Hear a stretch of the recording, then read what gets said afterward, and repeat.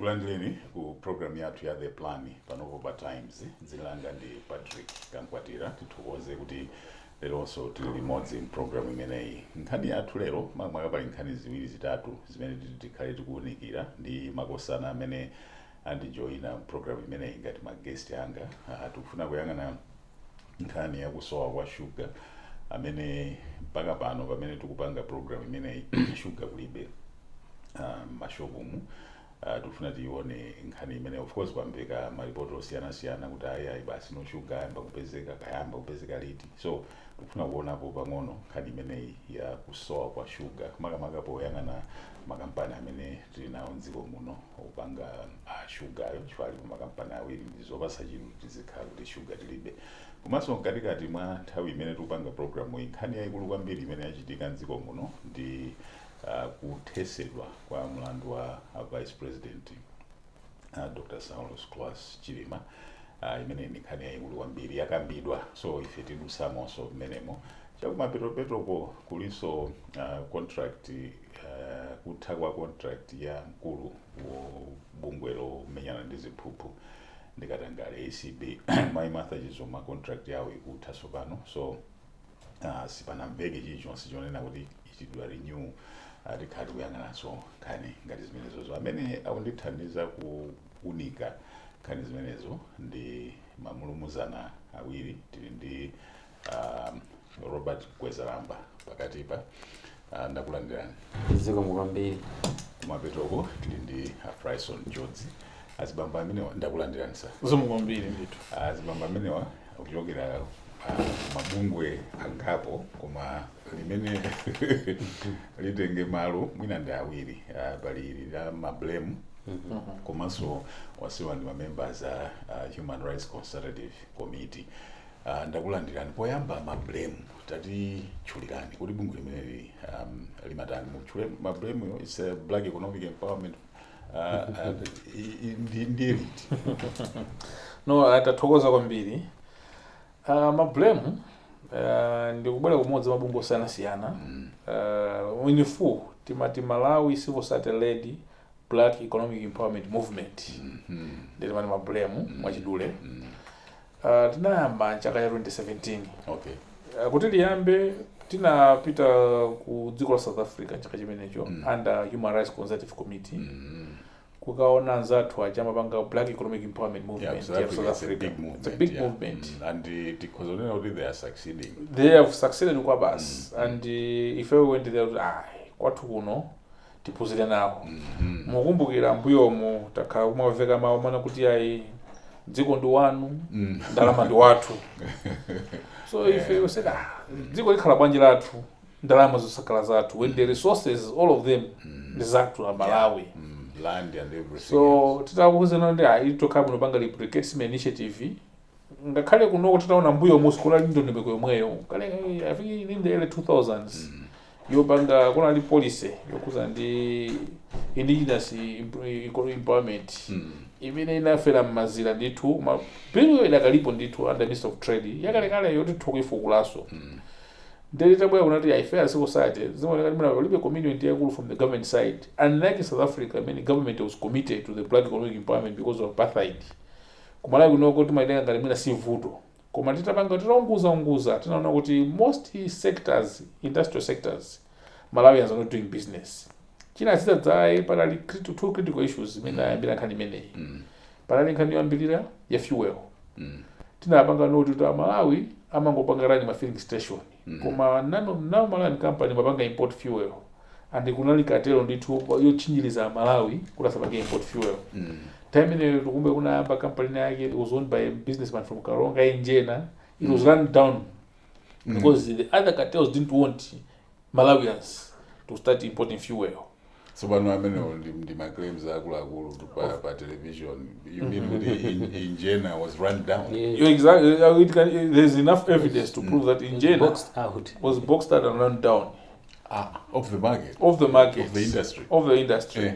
So ndamene mbino so simso oil imayamba ya Bishop Mama. Yeah. And there were a lot of efforts to deal away with that importation license. And there was a lot of conniving kumera kuti. So if I start a company why is it like that?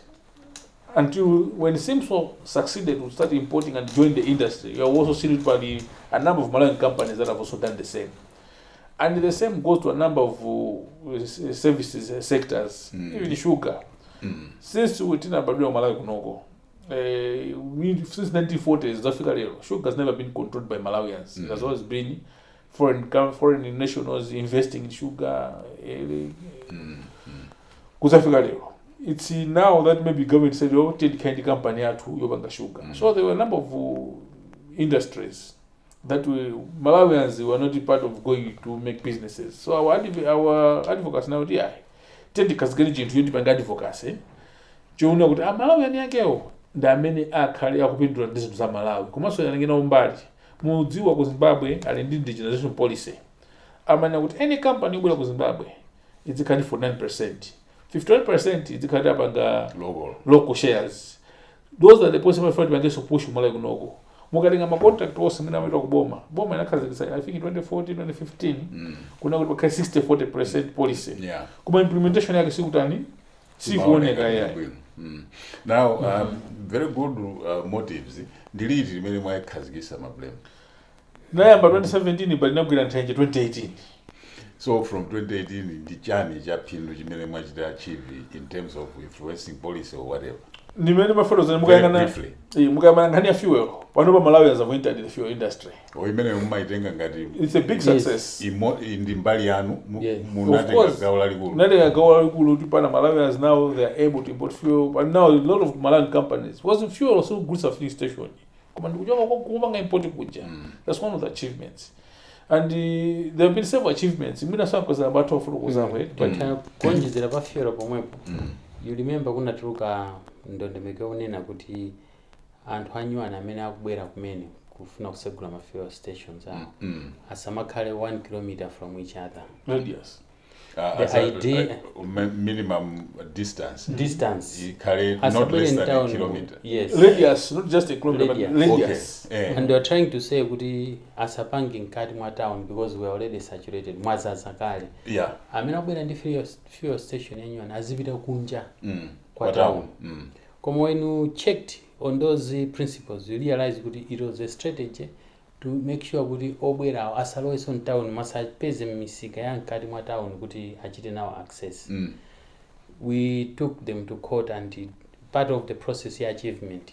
Panopo you can see ma fuel stations akumangidwa pambuyo pambali. Anayamba ndiya ngati achisimama ije fota anaka bloka ku depot. Limbe depot. Ama minibus amabwera pamene. Damati yayi kukuli chipatala sokena kumanga pamene pachita kuphulika but so our amene anali behind conniving kuti ndema katero anzathu obwera amakhongosi yanani yathu amene anali business ya fuel ya importation and selling amafuna kuteteza mzinda wawo ndiwo mgodi wawo kuwasonkhania fuel mukayikumbukira bwino bwino panali vuto between Nokma ndi PIL ndi makampani yopanga importation ya fuel. Chifukwa kuti Nokma is a mining company by law. Fuel yose amene obwera through Nokma.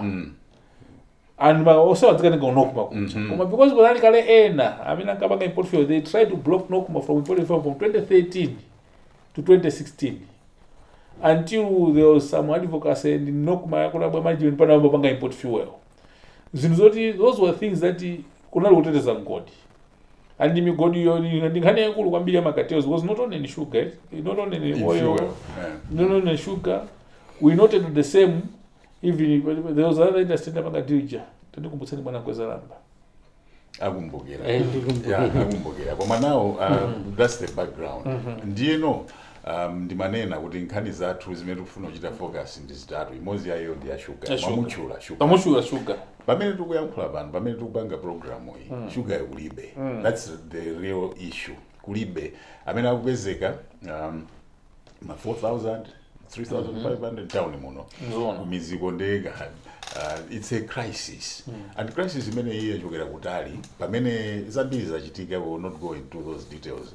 Koma chimene timafuna kunena ndichonena kuti the biggest producer wa sugar anazabwera poyera itakula crisis kunena panabwera zifukwa zosiyana-siyana ndikunena kuti April tiyamba kuchita produce unoyo ndime sugar yasanaoneke 00 ndimamva parliamentary committee manena kuti kaya anaitanisa kunduna ndena utero awatsimikizira kuti no production kuma big companies it's back to 100%.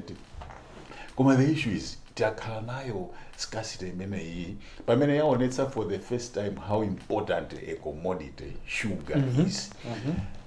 Inono ngati amablame pa issue imene mukuona kuti tafika nayo pamapeto kuti no sugar apezeka, and how did we manage to get to this level ya problem imene mmazitsatira?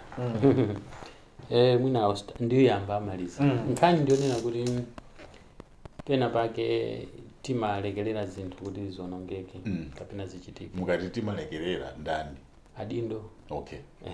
Adindo aboma ifeso mwina mtana kuti mwina sitima sakatako mwana sugar kwenda bwanji mene timapangira chimanga kuti tichisamale posa chidapata kadi ma program timalondolola za mene chimanga chimapangira distribute cha admark lowa misika kusatira kuona kuti cha admark chikupezeka adi anthu akugula chimozimozi so sugar mwina tinachedwerapo kuti tione kuti sugar uchitika chani.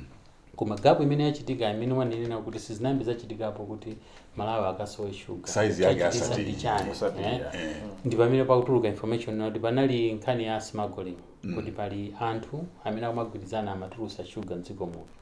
Zitakubwerera mbuyomo komabe kwambiri zachitika after nthawi imene timati tinali ndi devaluation chifukwa mtengo wa sugar kunjako ukumakhala wokwera kwambiri kusiyana ndi kugulisa mawu. Pamene popo I think point imeneyo muyifotokoze moti anthu ayilonde because this nkhani ya smuggling pamene ndi imene inatuluka kwambiri even ma producers ma main producers azayichula chimene chapasa chidwi ndi scarcity kusowa kuku ndikonena kuti information imene tinapeza kuchokera pakamwa pa ma producer inalionena kuti chaka chimene chichi 23-24 production was higher than 22-23. Exactly. So no 22-23 kunali scarcity. 23-24 after producing more it didn't discuss it.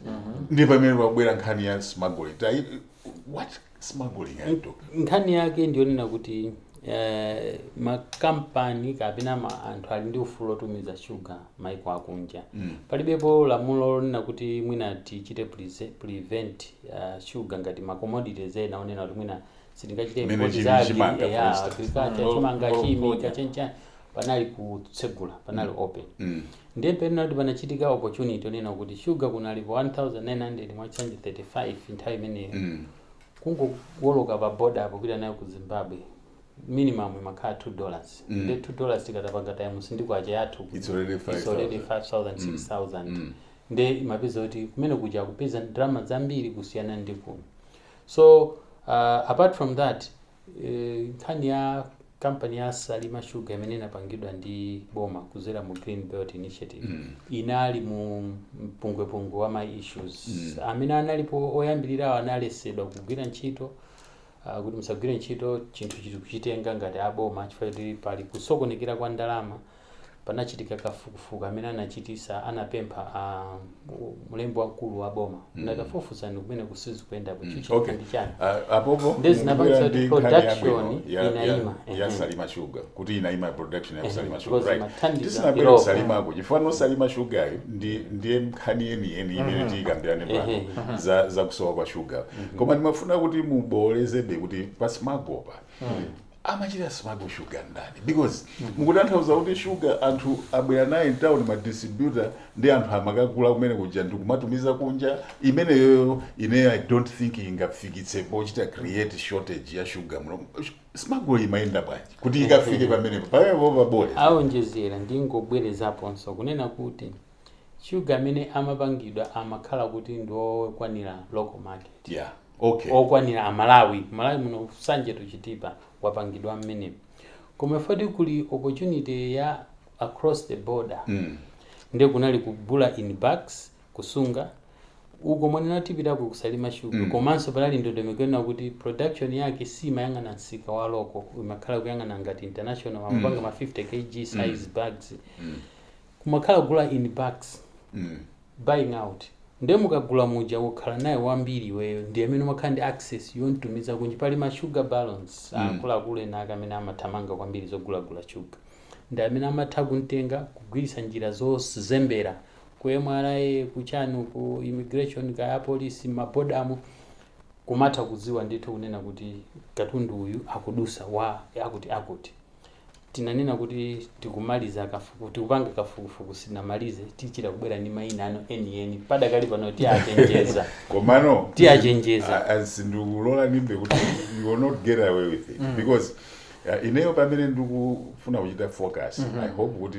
ndipoti mutha kupabola Chodzi. Yes. Kunena kuti sugar yu mmene amayendera Malawi muno pali ma distributors amene ali contracted ndi companies zimene zimapanga sugar. Exactly. Ndiye kumene kuja amanyamulidwa sugar in big trucks ndi ma distributor kubwera town muno all over the country. Kumene kujano amakakhala ma shop, ma wholesale, ma retail. Smako imeneyi imachitika at which point kuchokera ku factory kubwera ku distributor kuti amangopita straight kunja kapena atafika mu mashop ndimene amatengera pamene popo ndi pamene sindiba actually fusomufusa la Kamkwatira ndi fusometa kufusa ifeyo. Okay. And in fact tizikumana ndi company ya Ilovo probably wiki ya mawa. Tinapempha pa company osawiri kuti fufuza chuchitika ndi chani. Asalima sugar nakumana nawo Ilovo tukumana sabata mawa. Okay. Sugar chimene tikudziwa ife Ilovo ikapanga manufacture sugar imapanga manufacture number 1 for local consumption. Yeah. And imasiya ma distributor. Amene walo akapanga manufacture amapita ma distributors. Yeah. Koma kuchoka ma distributor takafika pa local market. Yes. Ndipende nona panali vuto lalikulu. Chifukwa amabwera kwa local market muje koma samabwera amene amachita zakadza ambuyo. Ndefunso nkumati ndimene tikufusa ife. Kodi ndi ma distributor awa amene amatenga sugar imene kunja kapena anthu amene amaza kuloko ma distributor ni back ndi amene amatenga sugar imene kunja. Fuso ndimenelo. Fuso ndimenelo ndipo Ilovo atiyaka. Chifukwa tikumana nawo. Ifo pamene bonde pagona nkhani yayikulu. Chifukwa chino timwina mwake tikati yango nditi dziwo kodi vuto iziti mmene mapanga distribute sugar wawo. Chifukwa pena chimene chavuta Malawi muno kwa thaya Itali mwina mosapyatira. Okay. Sugar pakapali anthu amene ali ochepa amene amakhanga ndi main distributors za sugar akulu amapanga control sugar. And ndikuti wapeze sugar umayena tu asanafika ku shipiku mwachitsanzo ayina kudutsa kwa distributor uyu. Yeah, amene atabweretse shipiku atabweretseko pamenepo ndi pana kubwera no nthenje kuti mina sugar jazipangano chani smago akanakhala kuti ngati panali ndome kuti mina ma distributor alipo inde mwina akhalenga mama chitira kuti ku 25 distributor ndiwo wadzigusa ma small shops koma chipiku ili ndifulopita ku Ilovo katika direct kubweretsa sana ndi chifulopita Ilovo kutenga kubweretsa direct sibwe zinavuta mitatani litakhalapo ndiye pane tikuona limwina sugar mavuta kwambiri is from the distributor amenda bwanji kodi kutoko kungutanthauza kuti ma supermarket wa alibe mpata wopita ku factory ukatenga oka. In as far as we understand for Salima zimezamba kuchitika pano sugar after intervention ya boma ndi kukamba nawo panopa they are delivering straight to the supermarkets and the local markets maka ali ma wholesale amedzi factory to shop. Yes, to shop. That's what Salima is doing and they have made that commitment to rabiti zopanga choncho. Ilovo tilibe umbono kuti amapanga from factory to shop. It's a factory to a distributor to a shop. That's what we'll be discussing with them. Zinakhala bwanji, zimeenda bwanji. Chifukwa now what is happening, you are giving power to a certain middleman to control the commodity. And now this year with the commodity are so on. That's what we need to put to question the whole chain. Yeah. Chifukwa Ilovo, I don't think can smuggle sugar as a company. No, they will sell it. They will sell it. Their job is to sell the sugar. They are allowed to export even. They are allowed to export. So they make if you are able to export, how do you smuggle? Exactly. So for Ilovo, what they do is Ababanga production for exporting, Ababanga production for exporting and production for the local market. Exactly. Yes. First, for the local market, Ababanga distributors. Yes. The question is, have the distributors distributed the sugar to the local market? Now, the answer will be no. Because there wasn't sugar on the local market. It means we need to unpack more on the distributors. And we need to know who are they, these sugar barons. Because this has been a song for some time, for a long time. And in fact, one of the strategies and which one of the message, we need to ensure that Ilovo must take the sugar to the local market. Supermarkets must have access to have that sugar. we need to cut this chain because Vicious we cannot come back again next year with the same problem. Chifukwa chimene madziwa sugar ndondomeko yake amambo kugaya April ikamafika November there about amakhala kumaliza kutani kugaya off season saka kubwera mvula sanga makatenge zimbe umayimba andi chaka ndi chaka kagaya sugar amakwana chaka chose anagaya wambiri mulabera zapeseke masika ena mutu sabene kunja chifukwa kwa chika devaluation. And unfortunately, that's what another issue na kumanda bomba tamazo ati ai. Simagoyi. Si uchitika ati simagoyi kudutsa njira zozembetsa. Wina aso akudutsa mutimo. Mabodo momwemu. Okay. Open.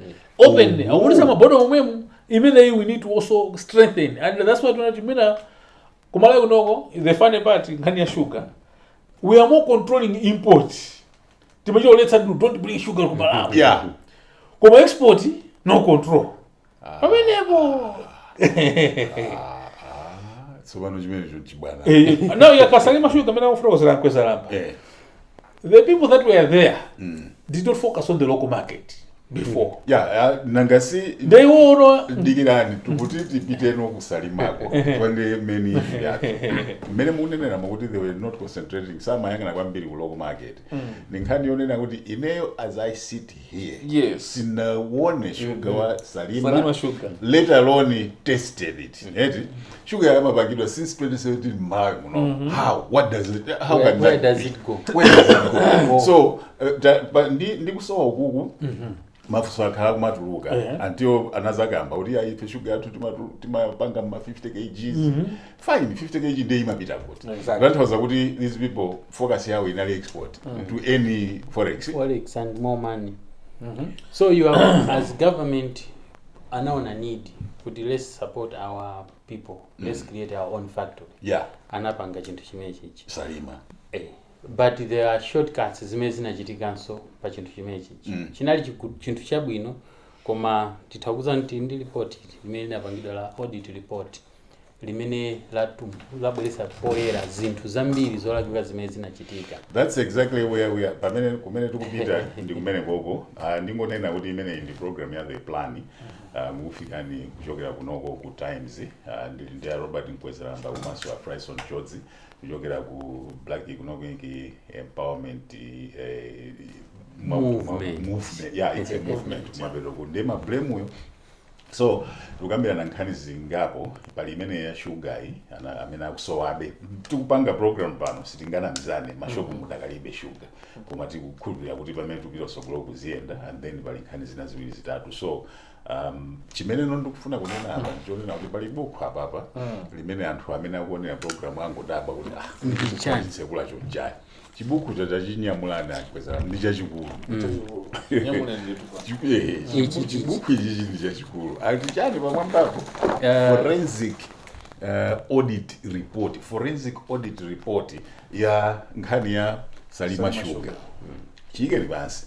Buku limene lili menenera kuti buku lalikulu kwambiri limene bomba linaganiza kuti kukhalika kufufuza and this is forensic. Muziwa tikati kuti forensic imakhala deep detailed. Pamene anaona kuti I think mafunso ake anali amene omanendo inasekula kampani ya sugar kuti kunoko tionjezere pamwamba pa imene irovo imene ikhale ya Malawi etc. Chisekule 2017 sitinamuone sugar yo ndi akuti ayi export. So wabwera chiripoti chimene chondipasa chitini chonena kuti ripoti ndi ya November. Is that right? Yeah. Last year. November 2023. November 2023, December, January, February, March. Zotuluka umumu sizinatuluke kunja ndakondo kwambiri kuti bwachibweresa chibukuri. Kodi nkhani ziri kumakuti chani? Chifukwa nkhani zikuyenera kubwera ku public. Exactly. Chabwino. Ani na mukulu koma nafuna ningolumikiza ndi kuchati makambira nanga. Kunena kuti cholinga cha boma chinacho kuti company ithandizire magaps amene idaona kusogolo kuti kutokhala vuto la sugar. Koma kwambiri so tifikire Malawi. Tipange empower anthu ogulisa olima nzimbe Sugar Cane Growers Association of Malawi. Tipange so saturate market kuzaze sugar wambiri mitengo ikhale yomverera fa sugar upangidwa momwe. So the intention nali yabwino. Ma mistake ndamene tunena kuti atuluka umumu kunena kuti ndondomeko yopeza anthu oti achendese chinthuchi inali yolakwika. Nawo kantenga munthu oti sanapangenso bidi kuti afuna kuyendetsa chinthuchi kungonyamula kunkhazika for a project, a multi-billion project like this one, you mean someone was handpicked? Abana, issue ya Salima Sugar. Kumina kuyambira pachiyambi. Inali under Green Belt Initiative, GBI. Yeah, GBI, yes. And it was a project to tend to company sugar so that we can also start owning sugar. That a very good product. Mwina kusoko sugar wabela babu wasonyiza sugar ndishimanga mwina zimzuzi zofanana. Yeah. Kusoko sugar ndiwo zoti mwina ndi mukupaswa Malawi ifa saja kwambiri pala saja tisa mwana sabanga ma business midzima ndasa phikiro ndizazotero. Ndiye men ndo mekwana apanga iyi boma lina ne utika konkola ndalama. Zoyambira factory anana kongola ku bank ya ku India. And they said, oh, tikapanga company ikhala joint venture between the government of Malawi under GBI ndi another company mili pakuda identify. Unfortunately, anakapanga identify ma company na akamati au musa ya ku India kuti khalenga ti joint venture ya Salima Sugar ndi boma la Malawi. Tsoka ilo ndoti company did not go under due diligence. Ndayimene yoyo.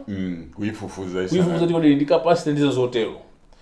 Akodi ndi malamulo amene akhazikitsawo ankanena kuti GBI ngati boma la Malawi ikhala ndi 40% in company ya Salima. Awanga investor apanga own 60%. But there were targets man apanga set to meet that 60%, 40%. Yeah. For the Musa, it was around $17 million. $17.1 million now panga pumping as their equity. And in that year, by law, Ankara Ipereke profit about 31 May 2017. So government of Malawi under GBI inabanga provide land over 2,000 hectares in Salima. Inagongola ndrama kugula machine factory ija inagula boma Malawi. Which is a lot of money, and even the operational cost ya mbilira inapeka boma jani la Malawi. So those one says on gari panga boma de $17 million. They aja anabopeleka ndama pang'ono. 17 ya oyo. 17 ya oyo. Now the first strange thing ndona kuona kuti 2017 yo wina yake decided to give this company 60% ya ma shares when asana kwanitse equity ija. Which was illegal in itself. So chifukwa ni muntu amenoteka 60% akapeka 17 million. Sana pelekwa around 4 million. Mukumpasa 60%. There something was terribly wrong at that time. Meaning what the investor began to own and enjoy benefits that 60%. 60%. I mean, there's no equity. Below equity. Now, also there was a second error I mean zachitika. This company may not do my shares. The 40% must be owned by GBI. Come on, boy, and I mean the 40% Malawi bank owned by GBI share between two officers. The chief secretary, that means but not the SPC, but the chief secretary. The other person was the ST, Secretary to Treasury. Now, the fallacy of what on GBI is under the president's office. I'm going to report one day kwa SPC or chief secretary. Now, if the shares were owned by the chief secretary, it means there's no reporting mechanism. Yeah, so I think break it down. Yes. My shares 40% ya Malawi under GBI inali owned by two officers. Yes. Because officers were in their capacity as ST and the SPC, in their individual capacity. In their capacity as the Secretary to Treasury and the Chief Secretary. Okay. They shared those shares. They were owned on behalf of GBI. In other words, on behalf of government. On behalf of government of Malawi. Yeah. But the problem with that, it meant GBI could not report it to one who was already a shareholder. Okay, I get your point. Right. Now, because of that anomaly, our 60% like that. They took advantage of that situation because they knew, okay, as long as the GBI doesn't ask us questions, we are dealing with SPC, AJ, Chief Secretary, two individuals, the individual plus probably Minister of Finance and others. As long as we take care of them as people, because now you're dealing with individuals. Obviously. We can do whatever we want to do. They are not you blame with the Tina tapita ku factory around 2018 kusalima ndi kuminda kwawo. We found that there were over 300 amwenye ogwira ntchito mene kuja. Doing what? Even kumunda, capital wa kumunda amakhala mwenye. Kulima nzimbe, timatiri. Anyamata anthu analinga titi azilonda, otipula. Ku factory kuja, andakuda olumashitsa amadziwa. Alangotenga mwina few amalawa ena kawiri atatu folo kuti inuyo khalani apa. Now because they knew this thing is the GBI, they knew that Malawi got 1,000, 2,000. They look the other side. Then I'm going to company. Mabaka production 50 kg. You are the attacking the manufacturers, the export. This is number chitika. Ina abano nkani kuvuta, I think in 2020, after the change of government. Ina abano na GBI so leadership yatani so yasinta. So people say the same, but the company ndiya mwenye kumekone ngati ndiya Malawi. Zukala bwanji. Boma ili so lina. Zukala bwanji. Dameneyo kuna so new SPC, there was some also resistance to change. So no zoti kazimaenda bwanji mina the benefits were transferred to the new people. It took them around 2021 penezi namba nokusenta weni. Pena pake zisuzu kwenda bwino. Tiambe kuyangana kuti kodi mashares za GBI ali kuti au yali da SPC. The former SPC was reluctant to hand over the shares. Atabwera no azamba. I think this is an anomaly. You are supposed to report it to me. So how do you report it to me when I am also shareholder? So they transferred the shares, the ST back to GBI. That was the first thing. Anabaka transfer my shares back to GBI. Depending on GBI, just we only 40%. Common investment. This is ugwirizana. Zukala bwanji. Anzatwa 60. Zukala bwanji. Kama ya wewe report. Koma so ndwa. Ofika ba 31 May 2017 na mana tabeka 60%. Koma so far zinapeleka susutani. Susukugwira. Then they were given ultimatum. Makulu, let's fix this anomaly. Yes. Can you meet your equity share by this period of time? I think it was at around March 2023. Meet your equity share. Mukakanika ndekuti niyo mukanika. Possess the breach. So, and all because they knew that things now are tightening up, the rope is tightening. What they did, they could not raise the money. Yeah, equity share in dollars. But yeah. So they brought in Makwacha. About 4.7 billion Makwacha. They got equity. So the way some Makwacha, the question, it's not Makwacha, Marenga wood. You find you may not some dollars. Yes. In the first place, you would not dollars was a black market. It's Zukala branch. The photo was that. The photo was on. There's been and husband among another locally. Some of the companies owned by our fellow Asians. Some of the prominent companies, namely Pacific Limited, Mount Meru, and others. Is it umumu what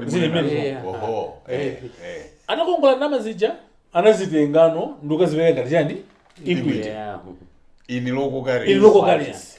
Over and above, some of the companies, I think there are two more companies, I mean, analisoma distributors za sugar wao.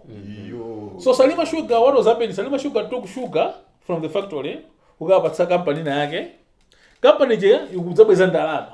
Ndemo ndi libira ndalama je kulipira Salima Sugar, imakalipira to one of the subsidiary company. Ya chairman ananthemeneyo, amati MDE Farms. MDE Farms now bazerenga ndamage, ukaisiya mu company ja ngati equity. So there's the Salima Sugar paying its own equity.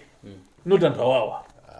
Which that's fraud at the highest level. Oh my gosh. That's the fraud at the highest level. Now that happens, you know, send a figure paper, depending on let's do a forensic audit. Could this made a branch? Could you use the courage? Therefore, let's go to the other side to top up.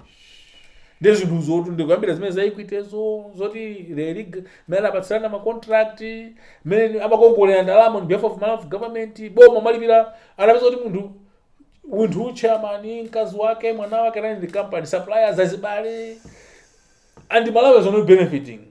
This company was not focusing on even putting sugar on the local market. That's why you didn't see. It was just making 50 bucks and because that's why they're making money. But there also was another way of taking externalizing Malawians' money. Exactly. Because the capital system into Salima company, they were going to subsidiary companies. So all that thing, that's why government said, tikapangaso analysis, mwina izimwe mnaika sisi kutsa 12%. Ningongola mwini nazo ziso, zikuoneka kuti munaso mlibe ikali kose mkampani mene. Bwanji mwembe maima, tifufuze muno mwino, kuti do you own this company or not? So company went back to Malawians through GPI. Ndiye kwa chitikano mpungwe. And you want a strategy mana banga mwenyaje, because kwembila pachiyambi, anatadzana kwa okaoka. Mene mwane ni hapo. Nesa mafuna rabangi transfer the skills set to Malawians. And they were using, no, that you mugati magitsa ife, chintu chitsekedwa. So just before the close of last season production, I think, you know, the new chair, Costa West Costa and others, anapeza anthu ena ake engineers achi Malawi ndende kwabwetsa mene kucheti ayi aziphunzira pang'ono. But they had to make a decision at that particular time. Not amwenye wachoke. They to involve even the police officers kubwera kuzathamangitsa mwenyaja. But the Malawi komana Malawi ajalizana mbopanga randi kupanga production na sugar icha towards the end, but it was close to the close of season. Now maintenance angafuna chipange block kuja kuti angagwena ngati machine aja ndi yawo. But in essence, they didn't even own the machine. It was owned by another company where now Salima Sugar pays patent rights and they paid even to buy that equipment. Then many no season you know tsopano. Di meno sugar kali pokoso la sugar wavuta no. Yavuta sugar. Di meno sugar wavuta ifeso ta pokoso zikhala bwanji. Tinakumana now meeting, there are some resolutions which even the government agreed. Not one. Kuyambira manopa going forward, Salima should produce sugar for the local market. Deal away with the 50 kg. TNT and 1 kg. And this sugar must be on the market because the whole idea of setting up with Salima Sugar goes to complement the production of Irovo. Exactly. Yes. So the both Irovo and the Salima Sugar, Kabanga Sugar, the local market is Bangajani suffer. Yes, and mitengo ikala subsidize. Ikala yabu no D2. Nijiwaya kwambira production hapa and mene amba April. Salima Sugar started only doing 1 kgs. And they have started to distribute akatulutsa, and the capacity now is around 150 tons a day, which can be expanded maybe to around 1,000 tons a day. Akatulutsa straight and zibira kuchiko kumashop. Kandi sana, kandi chipiku, kandi maloko traders enake, midzimu, ayambe kupita. Mokuti tili ndichikumwena kuti mera ambira amakapitiliza, tose timula wasalishumu kwa Salima. Then since Irovo yambaso production, zintu zitani, zisinda. Komega bwana ngani Salima Sugar. This is a whole owned company ya Malawi. Ndrama zake ndi ngongole mene boma la Malawi linatenga. Lokuti inu ndine ndizatani? Ndizina kubweza. Yeah, kubweza. Koma wina. Pali ena yake Malawi sima likonda dziko lathu. I think anthu akunja janzoro tikakumanda Kamkwatira Mkwezalamba as long as tukwapatsa 1,000 adziyangana kumbali. Ndizimene zitapangiso kuti company iyi izikanga ndi amwenye. Finally, this company is purely owned by Malawians. And on Alama. So, I think the other angle is the intention. Inalonena kuti aichite suffocate, strangle, ifike ponena kuti atuze noti you can't run this. Tipase full shares 100% in your Tulukanimon.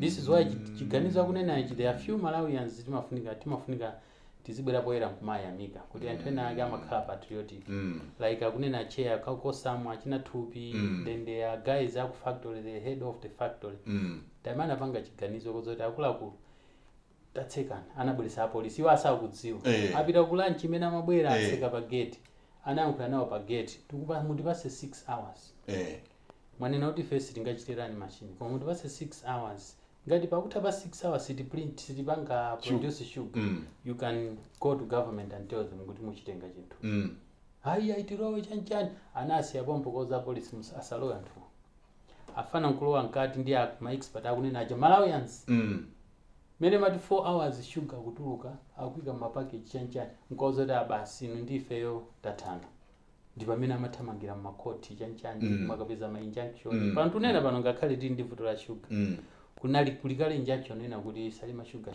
akupempha afuna pempha injunction isapange produce poka titane nkhani zimetu kukambira nazi za mashare zathu ndi zina zoterozo mashare zake omwe akubawo so the intention was kuti tichilephere ngati dziko achitenge achite run yo koma we have now Malawians running this one. That's why today tikunena kuti tachitapo witness sugar akupangidwa deliver ku Sana, akupangidwa deliver ku Chipiku, ku Mitundu, ku Blantyre anafika ku Limbi, ma information amene tinapasidwa. So tikuyenera kumaya ndiye pamene noba I think due credit must go to Malawi amene apanga zinthu kazanthu ngatomere komano pomaliza pankhani pali funso limodzi limene likuyenera kuyankhidwa kuti mpungwepungwe umene mukauona even based on the forensic report amene akuyenera kutenga responsibility ni ndani chifukwa apapa mutchula mwenyewa aku India etc koma zimene zisamachita okha anapasidwa ntaji so nkhani imene iyi report ikunena zimene zonse iye kwambiri and ifeyo pane ambira nkhani tinamba panga ko nangona kuti tufunitsa aliyese whether kaya boma lijali kaya boma lino amene zikunkhudza kuti fike pa situation iyi must be held to account. Number one, timana kuti munthu amene aganiza zoti aipatse company 60% shares opanda equity that one must be held to account. Unapanga decision imene mukuzakhala bwanji because wina zazichitaso tsogolo muno tifufuzenso kuti kodi atatenga mashares awo ndipo chani tinalola time ineyo kuzafika panopo kuti anthu awo adzipanga run company running zingongole zambirimbiri yet this company is supposed to be owned by government. Kodi time ineyo chief secretary, IST and other officials amapanga chani. We need to hold them accountable. There were people that were paid in Ndalama not linked to Salema Sugar. Zimakhala bwanji tapachoni Ndalama. Makampani amene anakongoza Ndalama ku Salema Sugar kuti because what that is more or less like money laundering. You know, Salema Sugar ikakongole Ndalama 1.8 billion ku company ya munthu. Osapita ku bank ndenda maija zimaenda bwanji.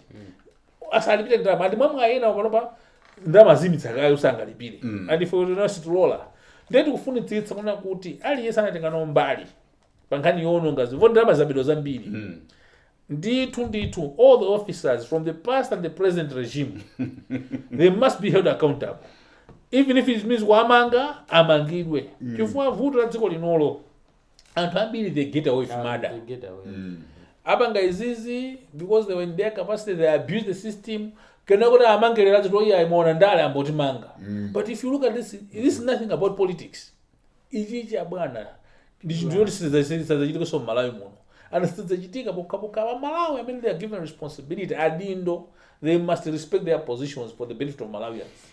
Okay, very briefly kuti timalize nkhani imeneyi ndiye going forward ndi zimene zikuoneka kuti panopo tifune tisafune chinthu chachikolobola kuchoka gogo and ndi zimene zizoti sugar tiyamba kumonda pa table tizisankha kuti ufuna irovu kapita salini. Now very briefly and quickly kupita kusogolo patani sopano kuti chinthu chimene chifike pamene china ifaganizo linali labwino kwambiri and timayionera company ya irovu sugar ndi business yoopsa kwambiri so ndi amene tinayo company yathu ndi imene imakanika kuti ichite going forward pali ma proposal anthu wanji kapena ma suggestion amene angathe kuthandiza kuti chinthu chimene chichitike. Ifeyo ma suggestions athu ali pambiri oyambirira ndikuonesesa kuti zabwino zimene zikuchitika tizichite sustain tizipitise patsogolo that is to say mena kugwirira ntchito tinapita mwa state kuyambira anyamata apansi akuchita appreciate kuti leadership imene ili pano zikukhala bwino. Kodi 300 wasamuka kulibolo mmodzi anachajidwa anathamangisa nabwerera kwawo ena analinso mailigoso amabwera mumakontena kumaliwa kumene mwangofikira kumene ndio kuma state amazoti boma silingaonepo anathamangisidwa ndi panopo kulya Malawi kuyambira oyendesa machine olima nzimbe tindi sugar ujeni sugarcane growers association of Malawi akuyendera limodzi pali nkhaniso ya bill ya sugarcane Malawi muno tibera mulo la sugar ndipo tikulima sugar lamulo lake silinapangidwe pasi kuti kodi timu yendesa bwanji sugar ifeyo tikulikanka kuti lamulo limene liduse anthu amene akuyendesa kuti athandize boma lipereke ndalama zothandiza kuti anthu ayendere. The good thing is our mukayang'ana reporting mu December ino amatenga 7 billion akuti early capitalization amatenga ngongole kuti athandize company zikula palibe pamene inalowa ndalama ija koma wakuyendesa lero chiyambire kuyendesa anatengepo ndalama imene ija sonzo kuti kugwira ntchito zina zothandiza dziko lino but we are saying capacity imene akuinena kuti tinakakonda itafika 100,000 metric tons ikoza kutheka chifukwa design ya factory anayipanga kuti machine awa atha kumachita rani pambali posa muthawika pa machine ena anyuwani.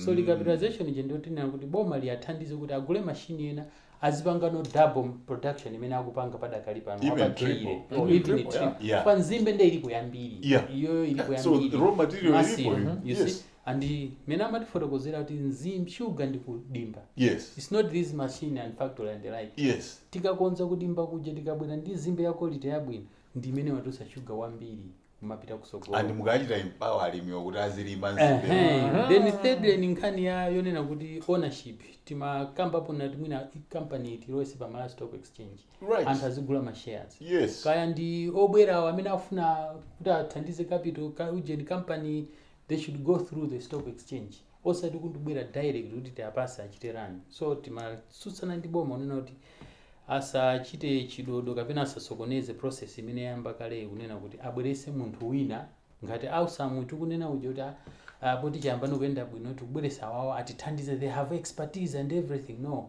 Malawians have proven kuti atha kupanga atha kuyendesa ndipo akuyendesa. Actually kodi nkhani imene yoyeli pati chifukwa zinamveka tumphekesera zonena kuti kubwera investor wina amene atachite ndi zimene no ife tikulimbana nazo zimene zisachitike kufanana kuti tapase 3-4 zimene machitika ku Malawi kuno amabwera munthu wakunja uja ife tili ndalama we can invest in this mukaoza bwerani yambani zachitika mu makomponent ambiri bita akatukuzwa even energy sector ya magetsi omwe kumabwera anthu ife tufuna kuthandiza kufuna magetsi ali middleman doba ndelo izizi tikunena kuti mungaona simuna amwe analifa doba ndipo tunena kuti vuto if it's about money there is a better way that the government can raise money to recapitalize through stock exchange. If for example Salima Sugar by value assuming it's 500 billion kwacha they can release 50% of the shares to the public.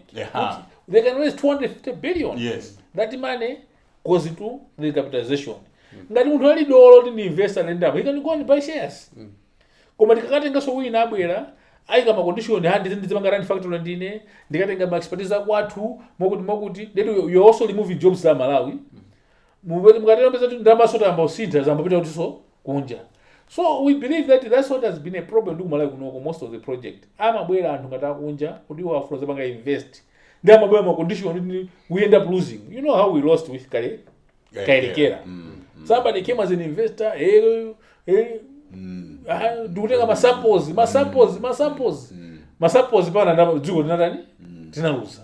So if for Salima we have already proved that ndalama zonse amanga invest in Malawi ndingongole tikubweza kulibu inofiti yangu kongole ngati zizi zimenezo we can go and borrow another $50 million and reinvest. It will be run by Malawians, owned by government. If we want it, let's put it on Malawi Stock Exchange and to agule shares we are going to raise capital.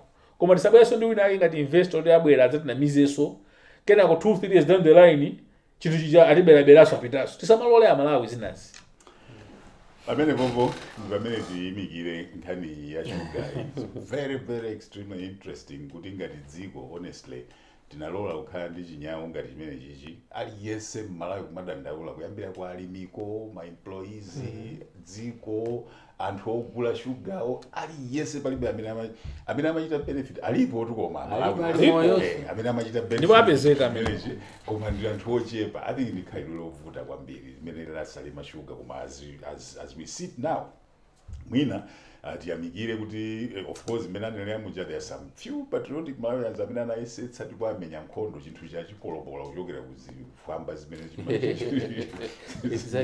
zimene zimachitika kutsogolo ndithu tizisankha kuti iwe tapita ukagule koma ugule Salima kapena ukagule Irovo tizisankha makampani ali Malawi muno popitirira tikulowa chigawo chathu chomaliza nthawi yathu yapita ndi za sugars koma pali nkhani inoyi imene yakula mutu kwambiri pang'ono ndi pang'ono ikunkani izizira imene zimakhalira nkhani ku Malawi imaphulika basi kupita kwa nthawi imazazizira tsiku lina itheratu.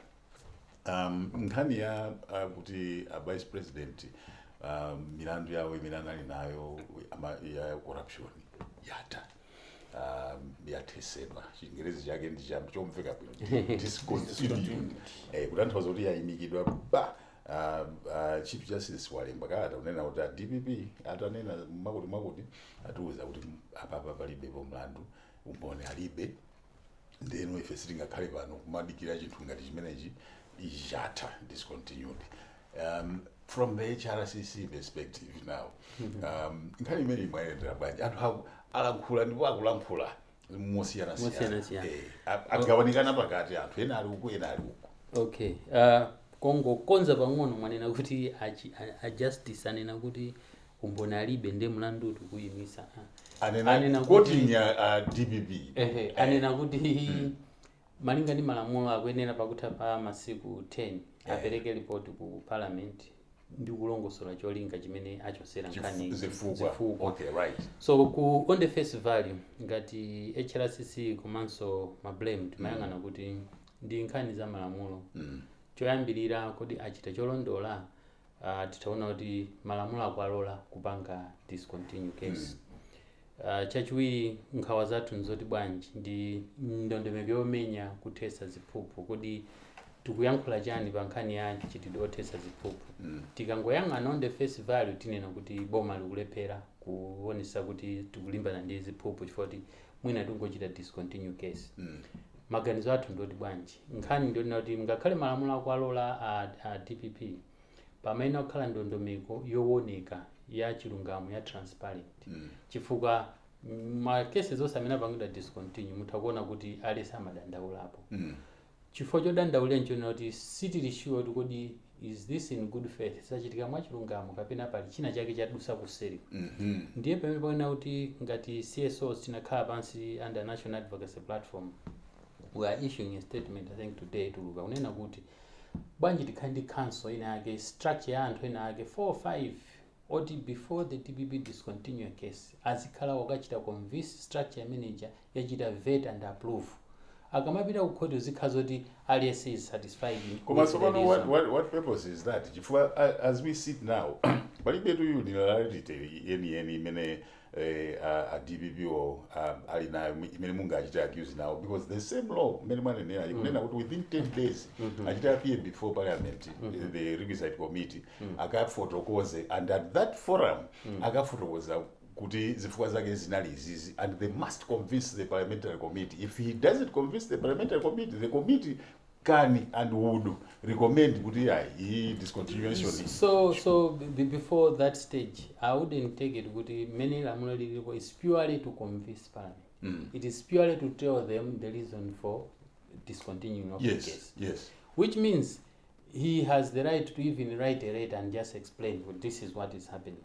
The process of convincing, it may not be a dialogue to grill him here and there. They can ask questions here and there, but as long as he has given the report, he may have satisfied the requirement. What is key is what is the role of Parliament now after receiving this report and these justifications?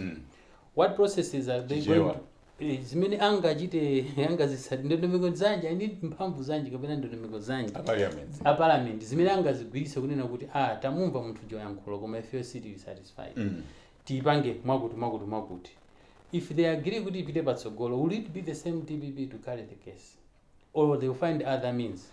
Secondly, there is the role of pali ndondomeko ya ansathu a ACB akuyenera amvedwe kuti akamva za DPP akuyenanso kumva za ACB position yake then apange chiganizo ndikuuza Malawi kuti ife metaonera nkhani isathesedwe chifukwa chakuti kapena ithesedwe chifukwa chakuti kapena this is made itaendere kupita kuchitsogolo mpamene una kuti pakhale structure transparent ndondomeko yomasuka yooneka ya mmene tizipangira milandu tiziyimisira komanso ngati tafuna kuti ibwererenso ku court tizisatira ndondomeko zanji zina ngati zimezi sizilikirie padakali pano. Kodi panopo mmene zililimu funso limodzi limene ena kumafunsa ndilonena kuti mlandu umene ukuchitidwa discontinue ndi mlandu umene ACB ili nawo court.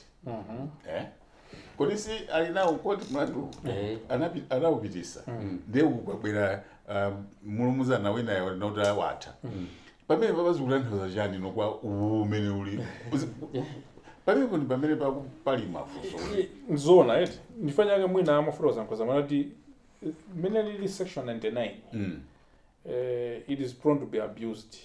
If that's why there's a need to go and review that section ya malamulo. If a section ija imupatsa mphamvu DPP to discontinue a case at any given time, Yeah. as long as judgment hasn't been entered. Yeah. Kaito kauti kaya mune mulo pa plea pacha atokuitesa yani lamulo lija. Mukayangana mbiri ya makesa na atotsuta pakati apa. Ikatesera kesi ija kumabwera chidandaulo choka kwa ECB kuti ifeyo sitinauzidwe tikuvera so munyuzi kuma ife tinalo konzeka ndi kesi imeneyi. Zachitika kesi yokhudza na Steve Kayuni, zachitika ndi kesi ya Paramount ndi makesi ena, even kesi tinaona so headline kuti kuma ECB was ready. Kususa kuti ndondomeko ya discontinuation ija pena pake ndikufuna kuyiunguza bwinobwino makamaka lamulo meja yofopanga review constitution. Chifukwa kuti section 99 chimene kupanga chikuti isonyeza choyamba chona kuti pali kusamvana pakati pa office ya DPP ndi mina ma other agencies. Poyambirira pambuyo paja idali nkhani ya consent to prosecute kuti ngati kufanira kesi amadandala ECB kunabwe private members motion inachotsedwa. Ndemuna pano mulomo uli consent inachotsedwa yamba unabwera panga discontinue. Chifukwa zimene zinakamekhala zabwino zimene una kuti afuma panga kesi discontinue. amene babo ndimveseseni chifukwa ndi mfundo yobasa chidwa mbiri. Yes. Mpambuyopo panali kulimbana kwambiri nthawi imeneyo kuli amayi omwe wa director kunali aujena Kayuni amene mukwachira ndi AG. Panali kulimbana kwambiri pamene mpaka na nkhani italowa ku parliament ziko linagwira even ziko there was a lot of public opinion imene manena kuti no ECB singagwire bwino ntchito like this. Izi za consent ifa amene makatenga consent kwa DPP. Parliament through private anaichotsa consent ija and anthu anaombera m'manja kuti iye aizateka ECB so pano dzidzidzi ndi pamene wazabwera kuti iye discontinuation so pano munachotsa consent koma kuli section 99 so imene ndi yamphamvu so kuposa za consent chilichonse chimene munakhala mukupanga apa pachikhoza ongoyimika kuti discontinuation. Exactly. Ndiye kuti nkhondo ija sinathe. Nkhondo ija sinathe. Chifukwa mukatenga amene apange even react ECB ili nkhondo ija sinathe.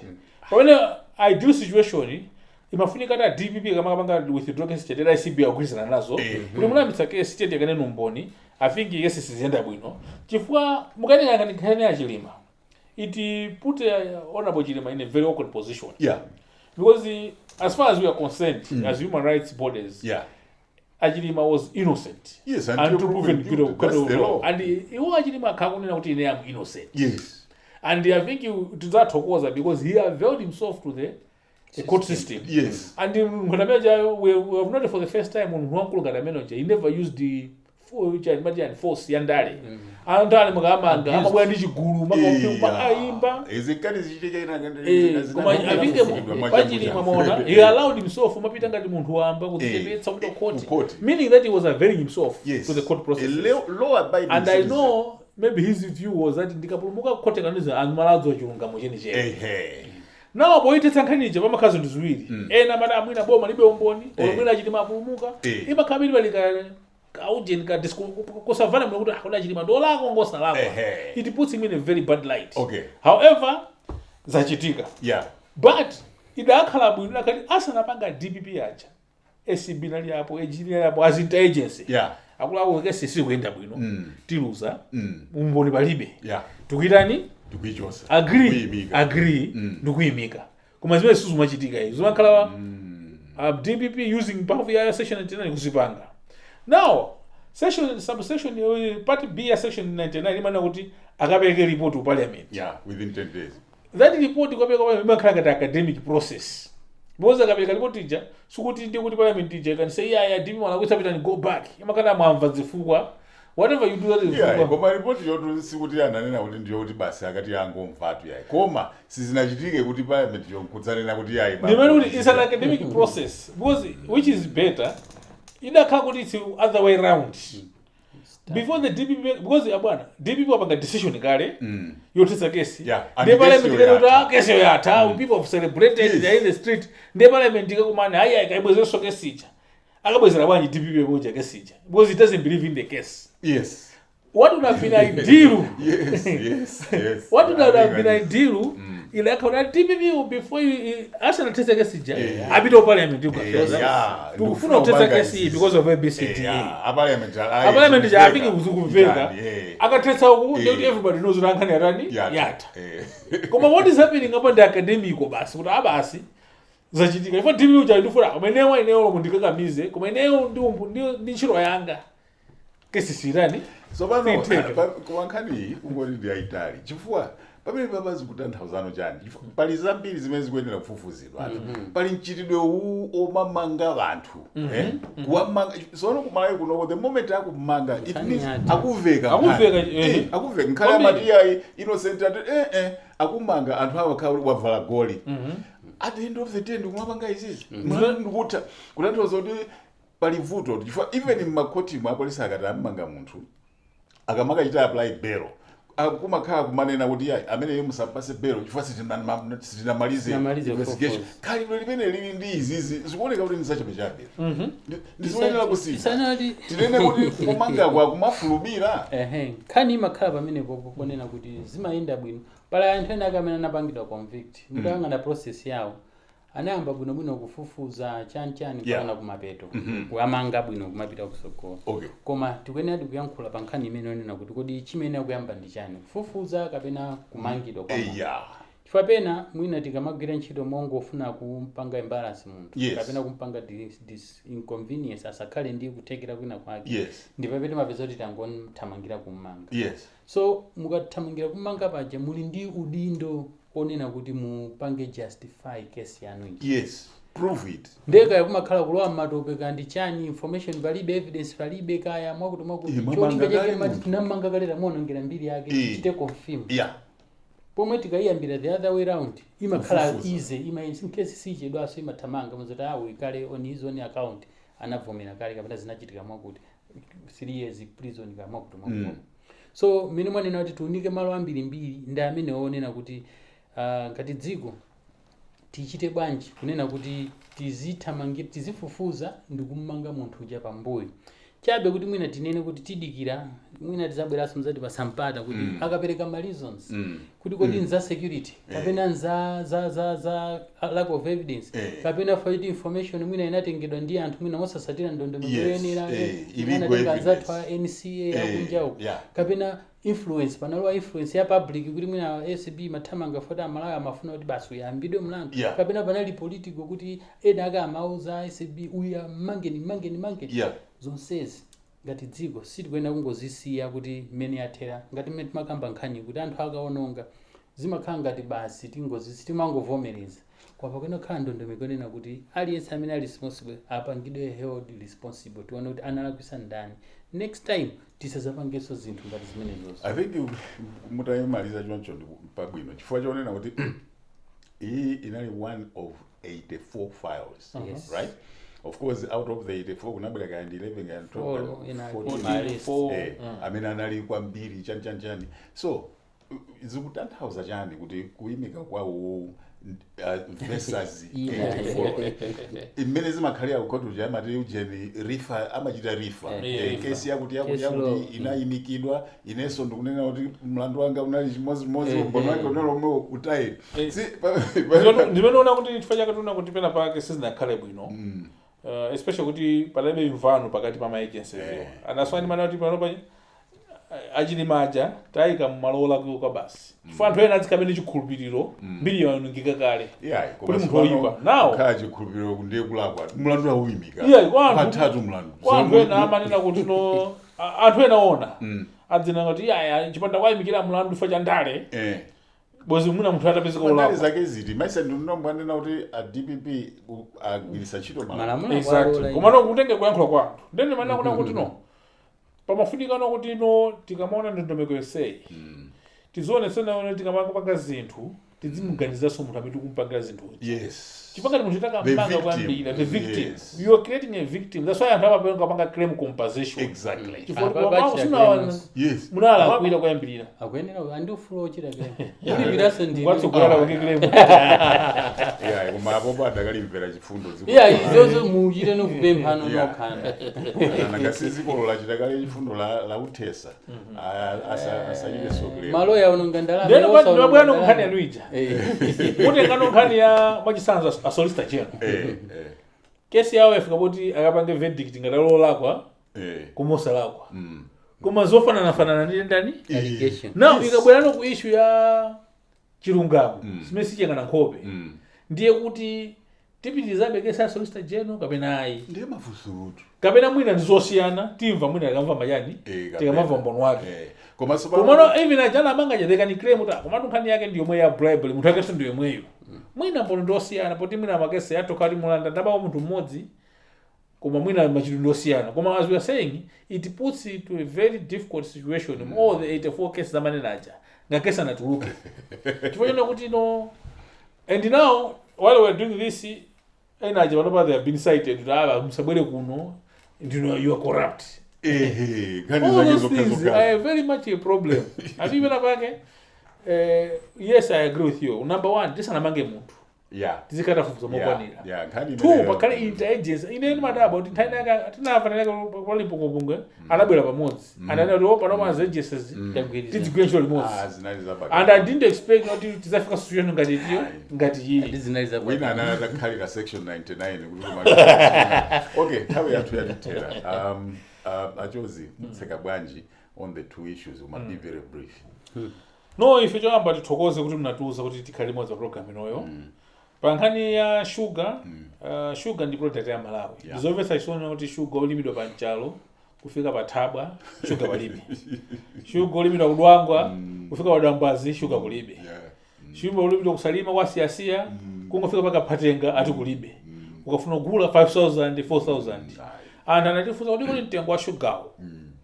suna kwele tutiya sugar wakwela now if as my blame tinayangana kuti okay let's have a road map what is the most pressing matter panopa ina availability let's deal with availability tikatana availability then you do the price and we are going to have a very strong advocacy even in the price and meanwhile that's what even going forward we are requesting to the National Stakeholders Conference we are trying to mobilize resources through my partners as sugar including sugar association sugar association of Malawi sugar and growers and others kuti na sugar you issue a bill ija ndi mene sugar zendopita chitsogolo zizachitikazi sasataniso zizachitikeso yani over and above tithokoze panopa ndi kampani yathu Malawi imene notosa Malawi tione kuipanga support komano kuti samaite kwazi kolopola ke zinthuzi ndisakazikolopolandisa kwina kwa izi sazachitikeso yani and tikupempha amene zikuwakhudza pangani asema sugar kuti sabwereso Malawi muno they must be held to account zimene nachita muimire pamene mutseka bwanji mbali ya the fight against corruption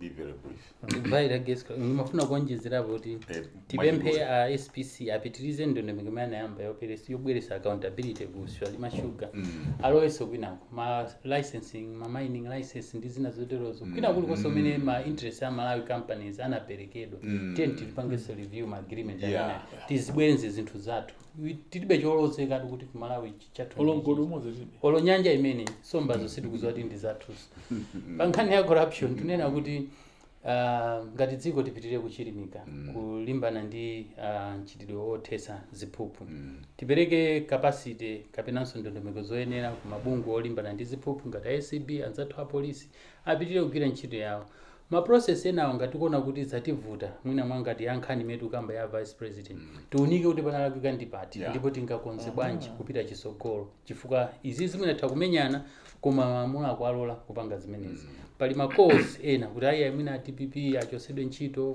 mwakuti koma titayangana tsinde lake tiona kuti mwina malamulo athu andamedi kwenati aunike tikakonza wina akazapanga abuse ndikuti tizayamba nokukhala ndi justification ya ma action anzathu aboma amene akupanga zimenezi ndiye tinene kuti ngati boma luoneseseso kuti nkhani ipangidwe handle bwinobwino that is to say anzathu a ACB asapange kusakhale chinkulirano chifukwa mwina apya mtima iyi kwa iyo inali mwina yoti bomba limene amachalira kuti mwina director ACB ngati ntatuluke ndi chinthu Malawi kuno ikhala nkhani iyi ndithana naye mpaka nakuti kumapeto ndi angu adula choncho ndi kulipo kuti ukupanga kuti tibudule mpunga wa gulu toteruze tonse ndi udindo wa boma onesa kuti zimene zachitikazi zipangidwe manage bwino ndiyenga kuti Malawi asakhale ndi mkwiyo kapena kuti amvesese process iyi tiyense tendere limodzi kusiyana ndi kuti pabwere mpungweso kuti pabudulidwa mpunga alisa kupanga zake